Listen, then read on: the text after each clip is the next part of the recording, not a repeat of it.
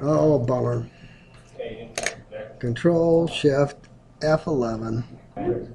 Oh, we're started. Okay, so in chapter 23. So I've got numbers that are whole numbers.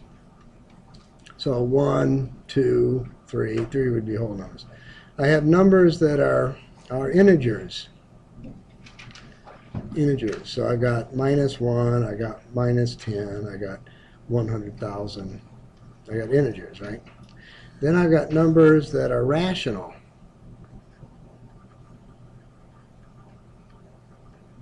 So I've got rational numbers. 2 over 3 is a rational number. Then I have irrational numbers. And I have irrational numbers. And that'd be like the square root of 3 would be an irrational number. And then I've got imaginary numbers. Oh, then I got real numbers. So real numbers. So all these guys are real numbers. Then I've got imaginary numbers. So I could have the square root of 3 plus I. I could have -1 plus I. I could have 2 over 3 plus I. So all these numbers here that were either integers or wholes or rationals or irrationals are over here as imaginaries with just an I thrown in someplace. Okay. Then in the middle of the cracks here, I have transcendental numbers. T-R-A-N, trans, C-E-N, D-E-N, T-A-L. And those are numbers that aren't whole, integer, rational, or irrational, but they're still real. So your real numbers include the transcendental ones, but not the imaginary numbers. The imaginary numbers are not part of real. And they would be numbers that I can express as 2 over 3 or the square root of 3 or whole numbers or integers. So they would be things like pi. So pi would be a transcendental number. And E would also be a transcendental number, the base of the whatever. So if I look at pi, I can write 3.141592. What's the next two guys? 5, 6? And I can look at E, 2.8, 2.7, 2.7, 18281828.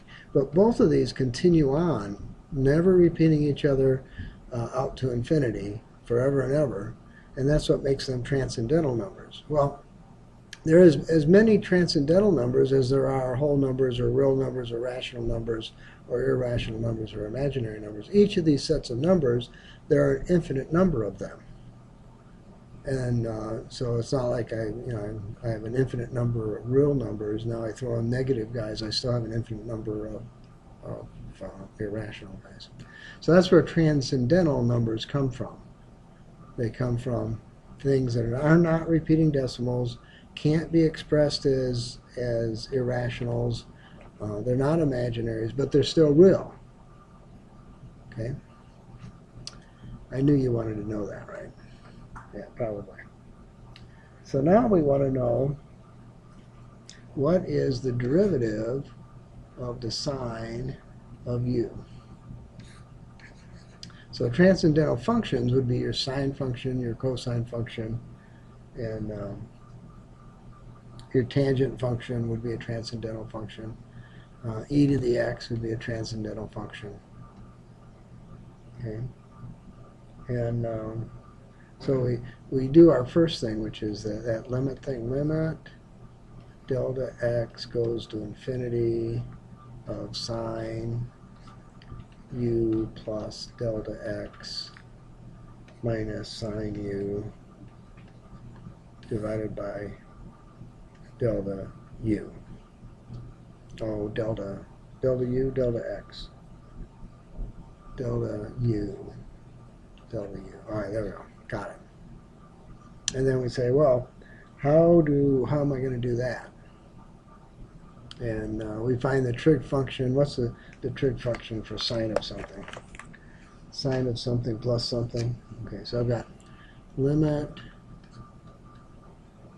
delta U goes to infinity, sine U cosine delta U plus cosine U sine delta U divided by delta U minus sine U. Well, that was bad.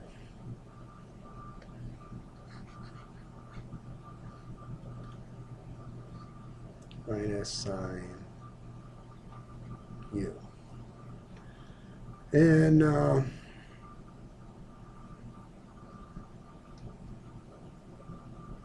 that's not going to help any, right?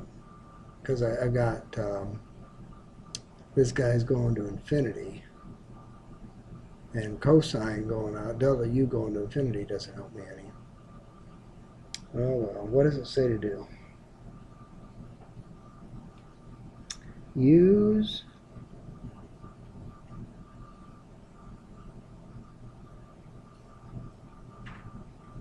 okay, so it says oh, we won't do it. How's that? Nah, we'll do it. You just won't do it that way. The sine of A minus the sine of B is equal to 2 sine A minus B over 2 times cosine A plus B over 2. Oh, okay. That looks good. And now we're going to let A be, we're going to do a substitution. A is going to be U plus delta U, and B is going to be U. And so we have the sine of A, U plus delta U, minus the sine of U is equal to 2, the sine of U plus delta U minus U divided by 2 times the cosine of U plus delta U plus U divided by 2.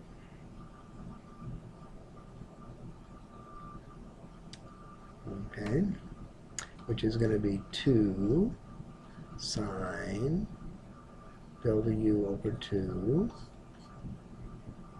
cosine U plus delta U over 2. Okay, and then I'm going to say, well, that's going to be dy dx equals limit delta U goes to 0. How come I'm going to 0 now? How come I just couldn't go to 0 before? Oh, I was supposed to go to 0 before. I probably could have had it before. 2 sine delta U over 2 cosine U plus delta U over 2 divided by delta U. Okay, so this guy gets very, very small.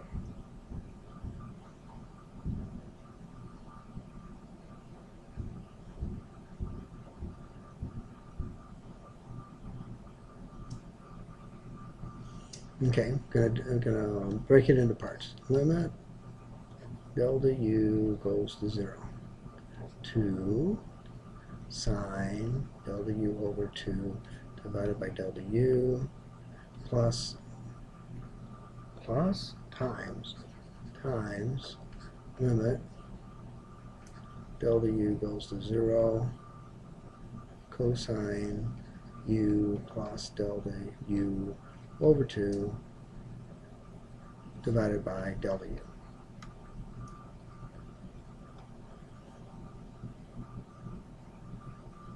In the middle there, what was that supposed to be? Plus and minus? Or? Oh, I don't know. Times. Oh, That's times. a times, yeah. I'm multiplying. Oh, now I did it.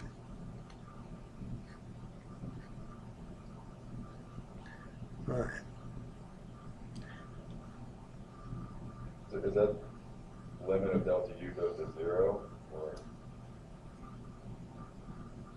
Yeah.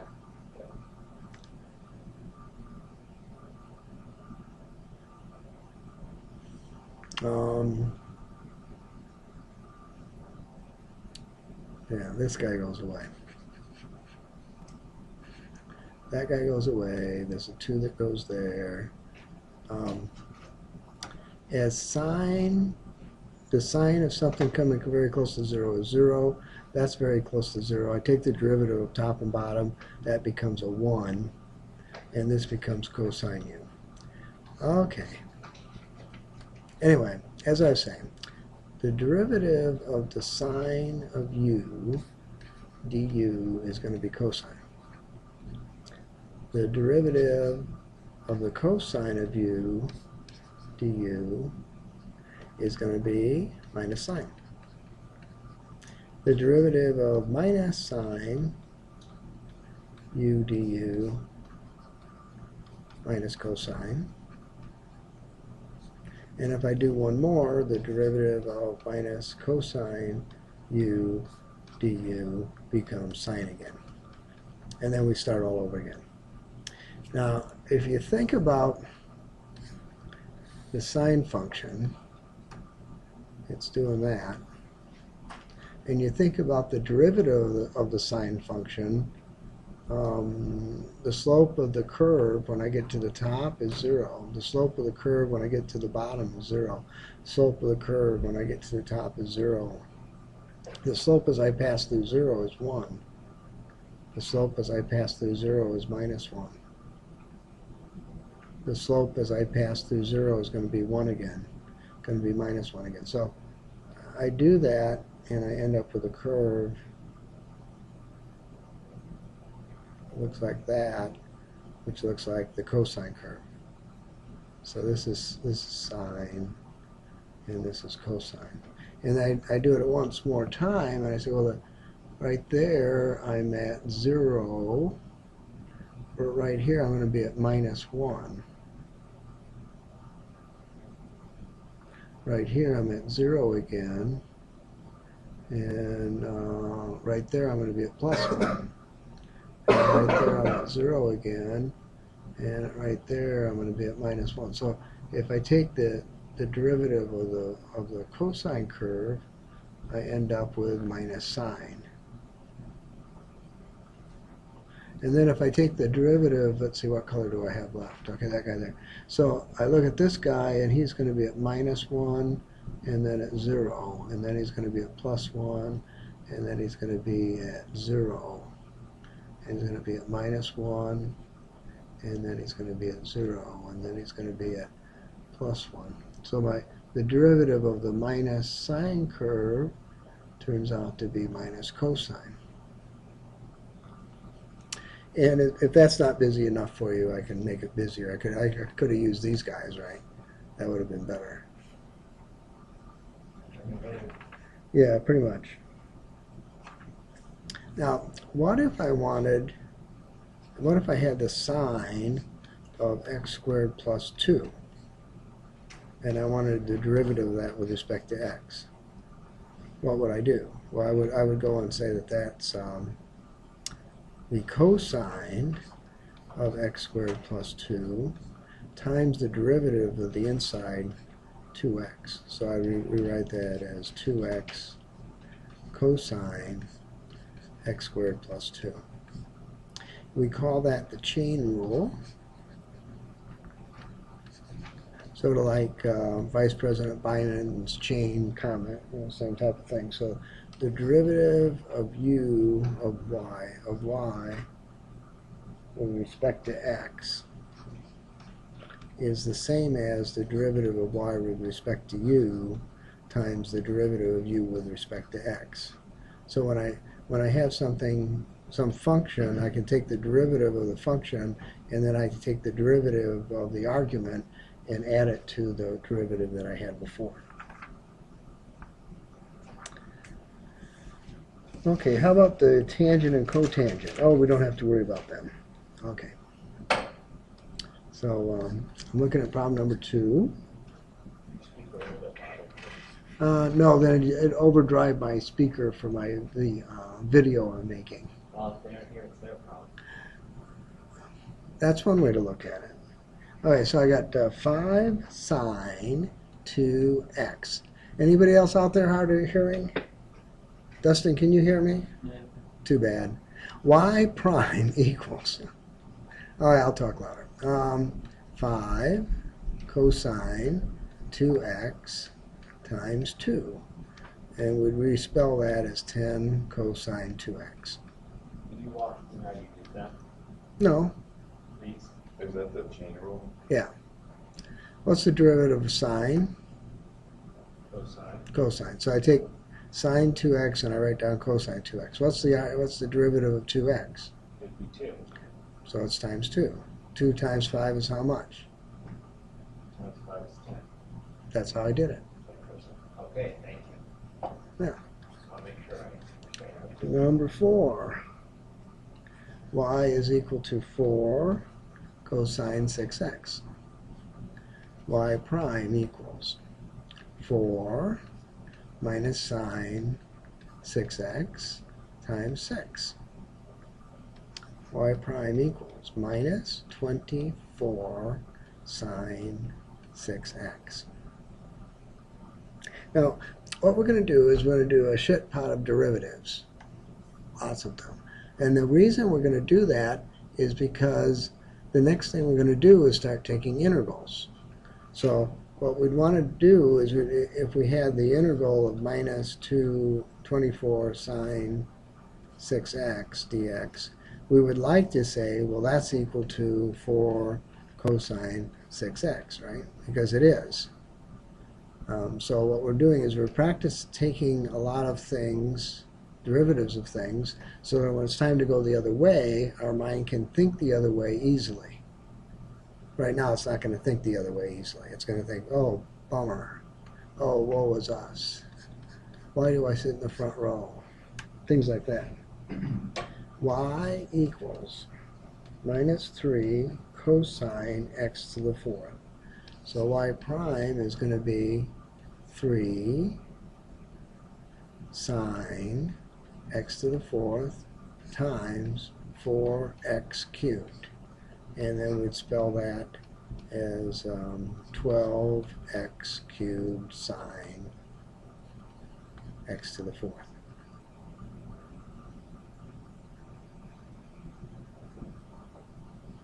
Okay, so I take the derivative of minus cosine, I get a positive sine, I keep the 3, and then I take the derivative of the argument, x to the 4th, get 4x cubed, multiply them together, write down my final answer. Number 8. Y equals 5 sine 8x cubed.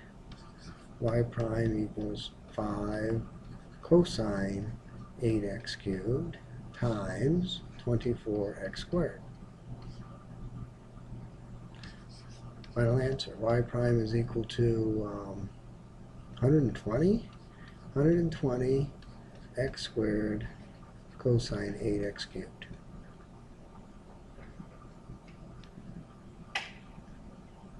Number 10.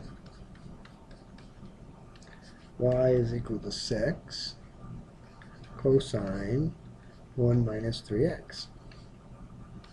Y prime equals 6 minus sine 1 minus 3x times minus 3. Final answer. Y prime is equal to 18 sine 1 minus 3x. So I take the derivative of cosine, I get minus sine. I take the derivative of the inside, get a minus 3. Minus 3 times minus 6 gives me a positive 18.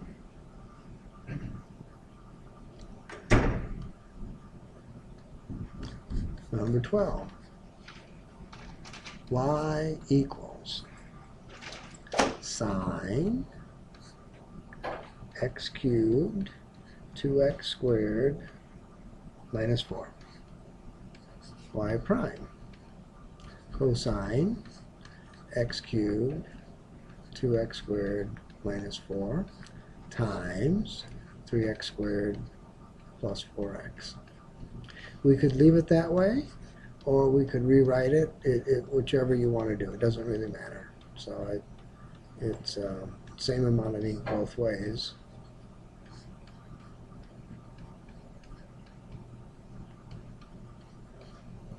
So I don't. Proper, improper way of running it? No, for that one there'd be nothing proper or improper about either of those things.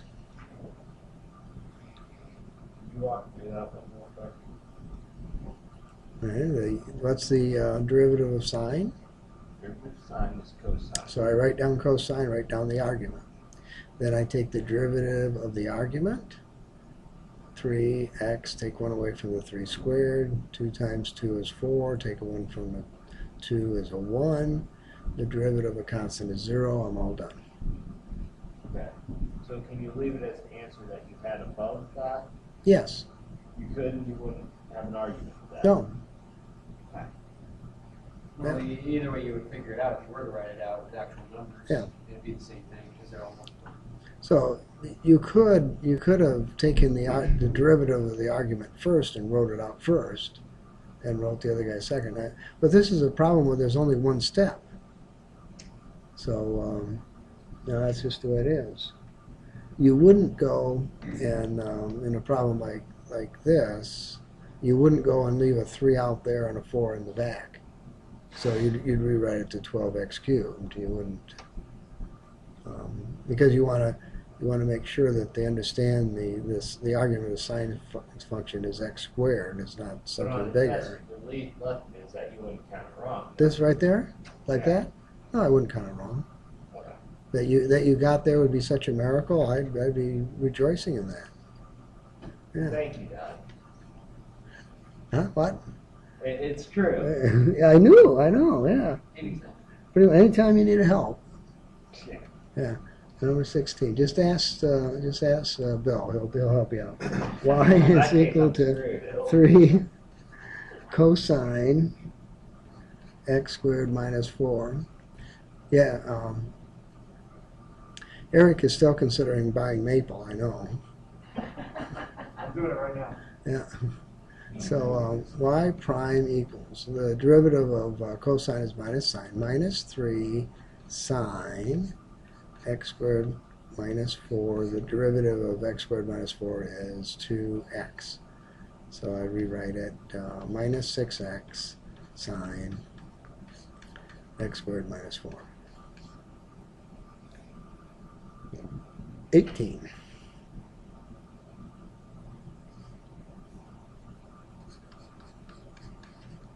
Y is equal to sine squared 1 minus 2x. And so y prime. Okay, so the first thing I do is put a 2 sine 1 minus 2x. The derivative of sine is cosine 1 minus 2x. The derivative of the argument is minus 2, and I'd rewrite it as minus 4 sine 1 minus 2x times cosine 1 minus 2x. Is that cool? That is just so cool. One thing at a time with my little marker. Yeah. So if I had y is equal to u to the 4th, and I want to take the derivative of y with respect to x, that would be 4u3, the derivative of u with respect to x. Okay, so I've got a situation where y is equal to u squared. So the first thing I do is take the 2, put it out in front, write down the whole thing over again. Then I have to take the derivative of sine, which is the cosine, keeping the argument. Then I have to take the derivative of the argument. And then I rewrite it. Or not. Well, I would have to rewrite that one because I didn't put parentheses around that -2. It looked like it was -2. So if I would have left it the way I had it, it would have been wrong. But what I'm doing is I'm taking the derivative of a function with respect to something that isn't there right now. So I have to take the derivative of u with respect to x. So I go and I after I down the degree 1, I still have to take the derivative of the function, the original function, before I can continue. Number 20. Y is cosine to the 4th, x squared minus 1. So y prime 4 cosine cubed x squared minus 1 times the minus sine x squared minus 1 times 2x.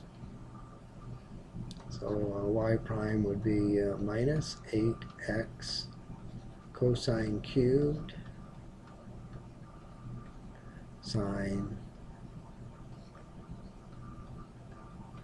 and I'm done. Now I'm taking 2 lines to do the problem instead of 1. Well, yeah. So what you're saying is on the test there'll be ones like we're just doing now, these really hard ones, or in the homework we have some of the easy ones too. Whatever. I'm not saying anything. I'm just doing all the even ones, one right after the other, and you guys get to go all the way up to 45. And in fact, we still have another section to go. We still have 32.2 to do today. Well, So I better hurry up. Good. Number 22.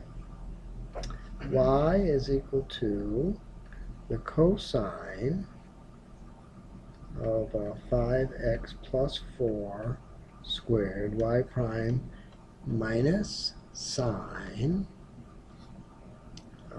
5x plus 4 squared times 2 times 5x plus 4 times 5. Minus 10 minus 10 sine, no, minus 10 times 5x plus 4 sine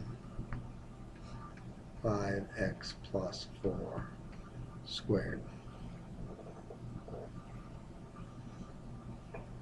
Now I could have gone and did the square thing here. I could have done that, and that might have made my life easier. But probably not. Oh yeah, 24. That looks like fun. Y equals 4 sine x squared plus x minus 3 raised to the 6th power. Y prime equals 4 cosine x squared plus x minus 3 raised to the 6th power times 6 times x squared plus x minus 3 raised to the 5th power times 2x plus 1.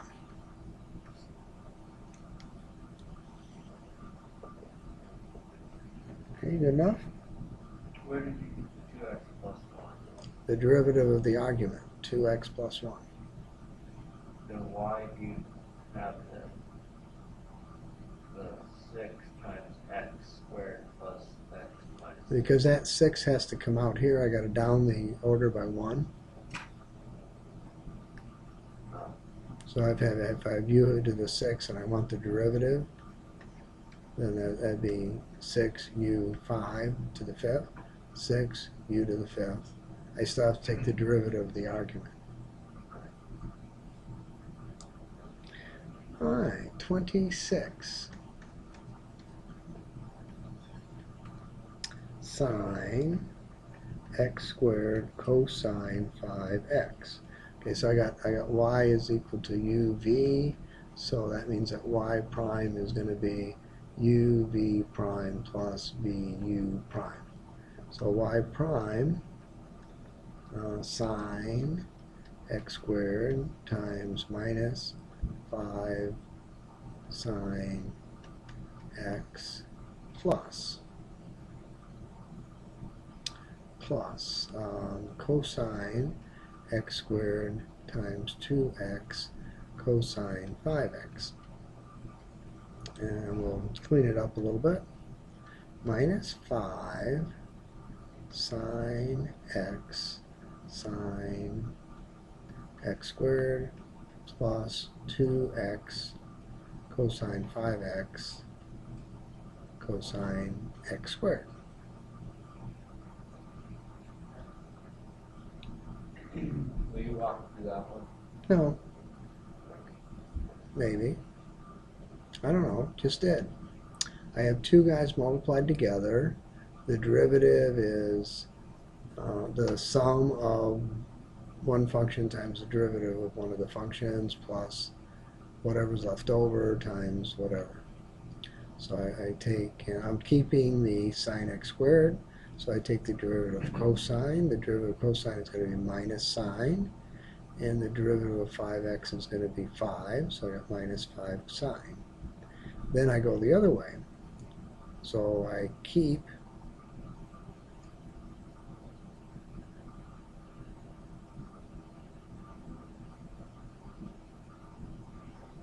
I take the derivative of the first guy. The derivative of sine is cosine. I keep the x squared. I take the derivative of x squared times x squared, keep cosine 5x together, and then I put everything together. So the issue is remembering what the derivative of a product is, and then applying that rule to the function that you see.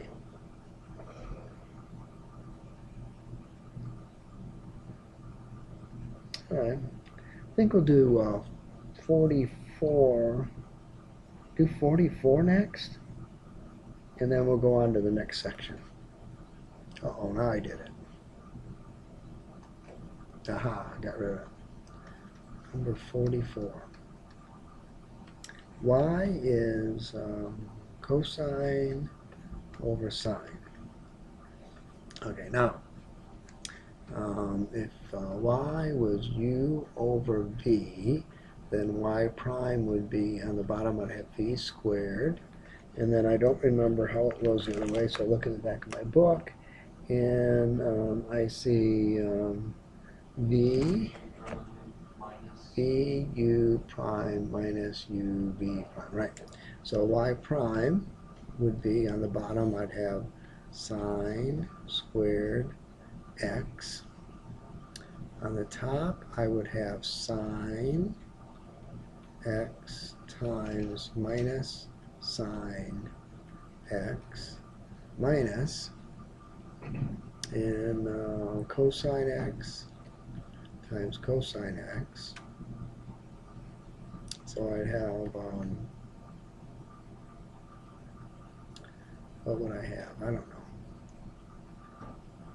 Minus sine squared x minus cosine squared x divided by sine squared x. And I'd probably keep it that way, but I could rewrite it as minus 1 minus cotangent squared x. I could write it that way if I wanted to. But there's nothing wrong with what's on top. I'd probably leave it that way. Okay, next section. Don't skip the homework. Do it all. Do it several times. Do it until it hurts. 23.2. So now the issue is, what is the derivative of tangent? And what's the derivative of cotangent? And what's the derivative of secant? And what is the derivative of cosecant? Yeah, those are all good things to know. Now, none of those things are things you're going to know. Those are all things you're going to look up in your back of the book when it's time to find them, right? I never remembered those guys. I never claimed to. So we'll just look in the back of the book, and we see that the derivative of tangent is secant squared. And the derivative of cotangent is minus cosecant squared. And the derivative of secant is secant tangent. And the derivative of cosecant is minus cosecant tangent. Cotangent.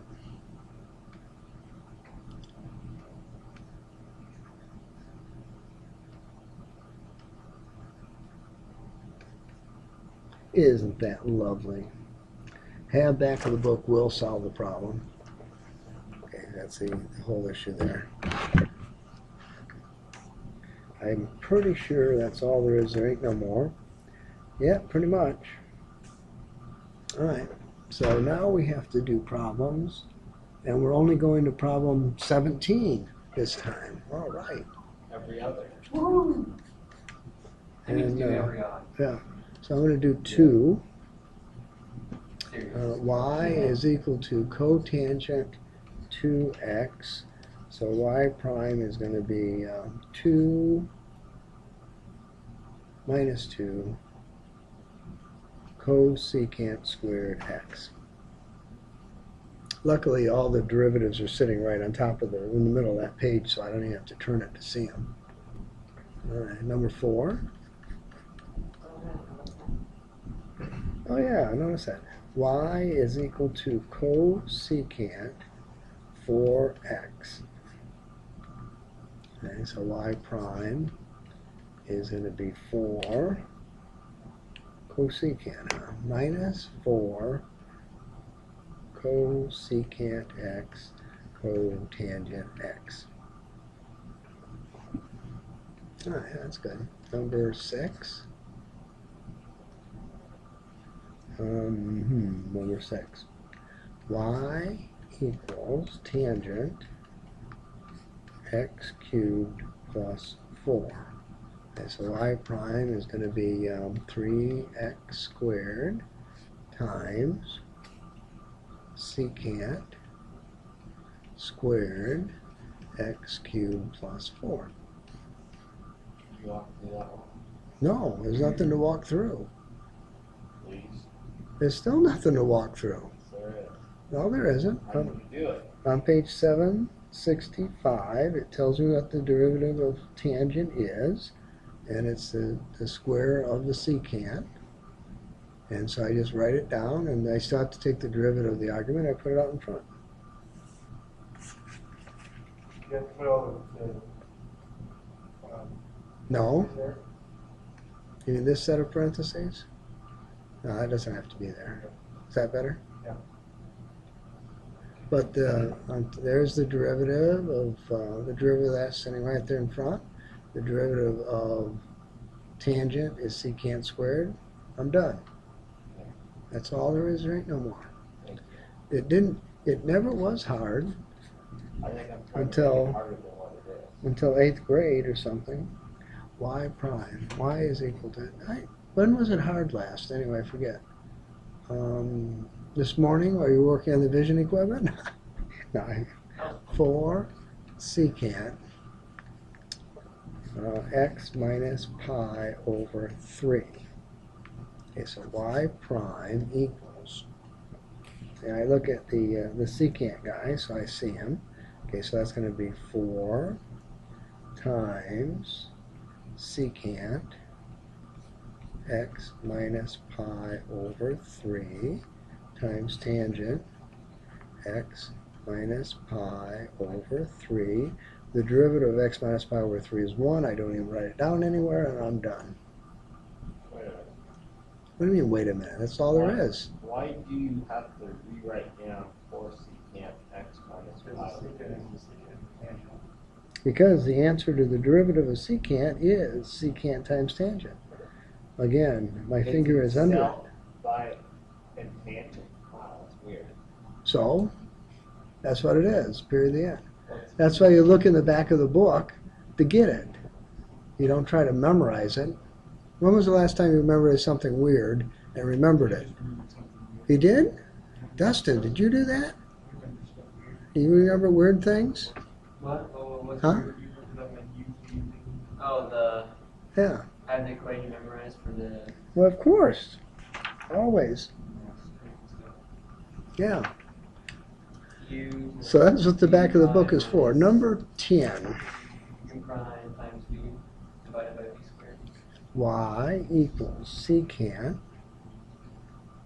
to the 4th.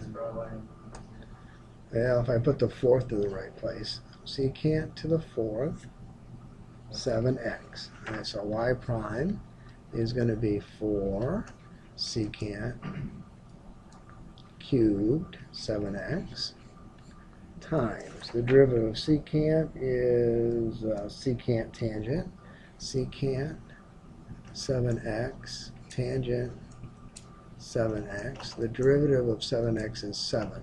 Why do you have sine 7x? I don't know. Yeah. I misspelled secant. You said it right. Yeah.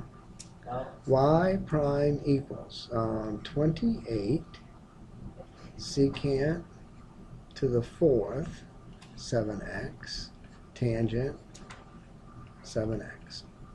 You want to work that one. That'd be the third. No, because see, here's a secant cubed 7x and here's a secant 7x. Yeah, yeah, sneaky thing, isn't it? Yeah. So how did you do that? Well, I took the 4, put it out in front, and took away 1 from the 4, made it a 3. I then take the derivative of secant, which is secant tangent. I So you then just take write the 7x down again? yeah, Okay. No. and then I take the derivative of 7x, put down a 7, and I rewrite it. I might do something like that so that I'm not confused. You have the secants together, you get the secant before. And then secant cubed times secant is secant to the 4th. Now that one is weird. You know, they take the derivative of secant to the 4th, and you get back secant to the 4th. You know, that is weird on the weird meter. Yeah, yeah, almost. Well, gonna do 12 next, if I can find it. Y equals cosecant cubed x to the 4th. All right, so y prime 3 cosecant squared x to the 4th times the derivative of the secant, which is minus cosecant x to the 4th times tangent, cotangent x to the 4th times the derivative of x to the 4th, which is 4x cubed. So y prime would be, I got a minus sign, I got a 12, I got an x cubed, I got a cosecant cubed x to the 4th, and I got a cotangent x to the 4th. How are you getting minus the? See this minus sign right here? Oh.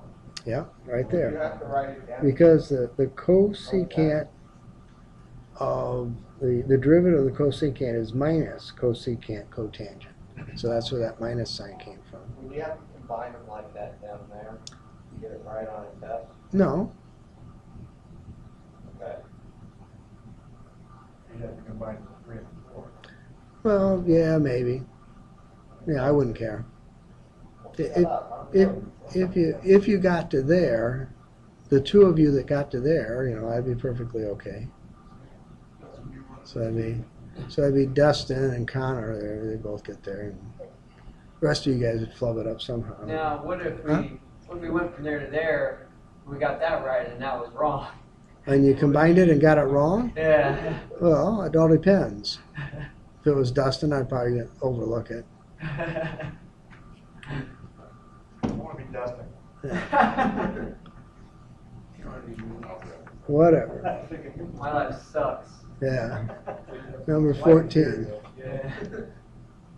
And number 14, y is equal to the square root of the tangent of 5x. Okay, so I would, first of all, I'd rewrite it.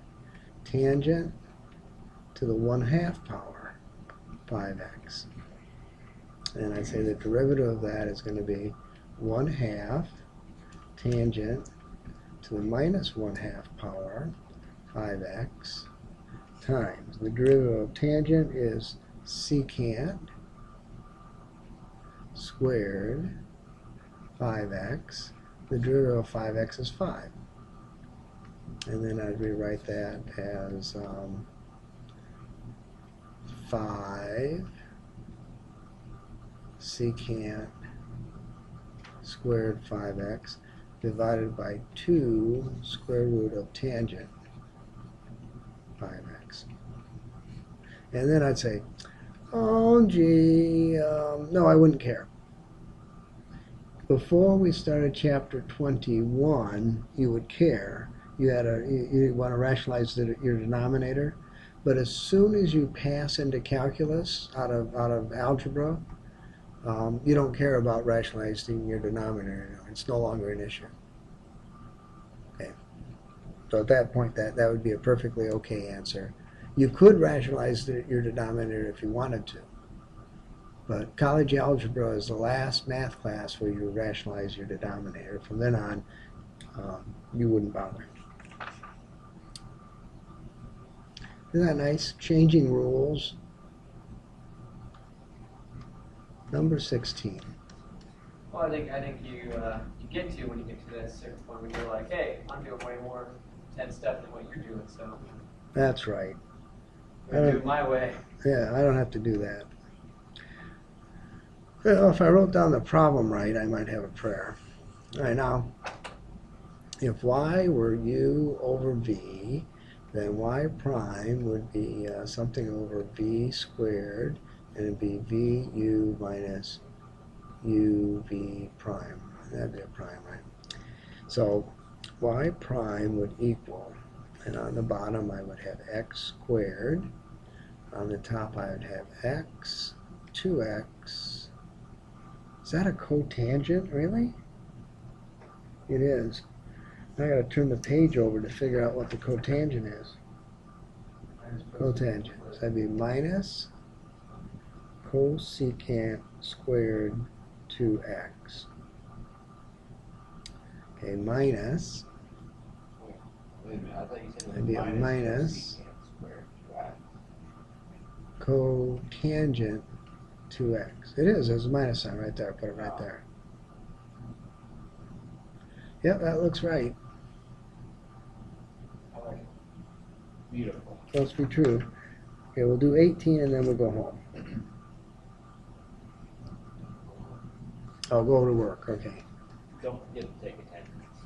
Y is equal to tangent 2x plus cotangent 3x. So y prime, while I'm looking at it, is going to be a 2 secant squared 2x minus 3 cosecant squared 3x. Voila. Can you explain how you did that on the board, No, please? no, there's nothing to explain. I actually walked through it. What's the tangent? What's the derivative of tangent? Secant. Secant squared. What's the derivative of 2x? 2. What's the derivative of cotangent? Cosecant squared. What's the derivative of 3x? 3. Why is it? So you're looking, because that's what it says right there on page 765. The rules haven't changed. We play by the same rules all the time. If we care to know why, then that will be in your advanced calculus class, where that will be explained to you as to why. Or you will explain it to yourself, because the professor probably won't prove it. You'll probably have to prove it. Yeah. Yep. That's the name of that tune. Look on those formulas and always look back at those formulas and it's going to tell you. Yeah, they're all. You don't solve any derivatives of transcendental functions other than sine and cosine without the back of your book being open and you're using exactly what it says to do. Well, you could, but then you'd